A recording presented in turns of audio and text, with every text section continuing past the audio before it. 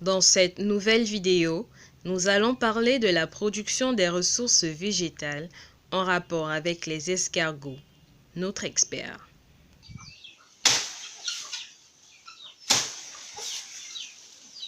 Voilà, nous sommes en train de couper un régime de bananes. Nous allons consommer la banane, les éplucher à la deuxième étape. Tout à l'heure, on vient de retirer le régime de bananes. Maintenant, nous sommes en train de prendre tous les déchets, les feuilles mortes, les feuilles vertes, pour les déposer dans l'escargotière. Et ça veut dire que pendant que nous mangeons la banane, les escargots commencent à manger les feuilles de bananier, le tronc même du bananier, et puis les épluchures de bananes vont toujours rentrer dans l'escargotière.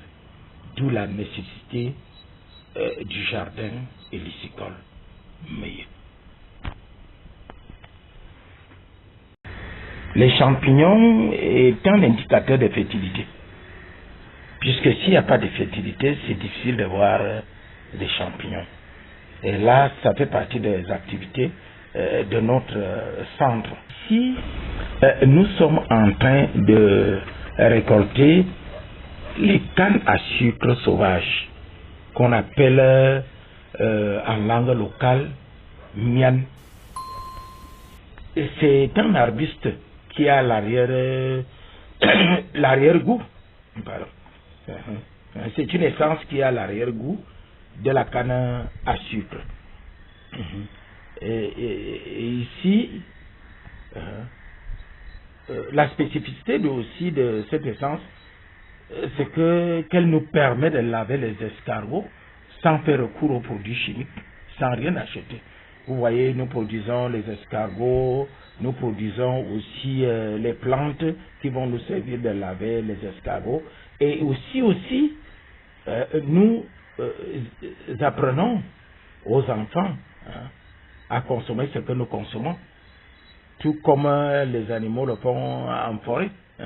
Quand un animal cueille un fruit, il consomme une partie, il donne une partie à son enfant. Et c'est ce que nous faisons ici. L'éducation environnementale pratique. Nous apprenons à nos enfants, puisque ce sont les Camerounais de demain, ce sont les mangeurs de demain, ce sont les conservateurs de la biodiversité de demain. Ils sont nés dans la biodiversité, ils grandissent dans la biodiversité, ils ont intérêt à apprendre la biodiversité, à maîtriser la biodiversité. Pour Daniel Meyemezor, l'élevage des escargots passe par une bonne connaissance des plantes et de la conservation de celles-ci, ce qui constitue un outil d'aide pour cet élevage, d'où la pédagogie verte.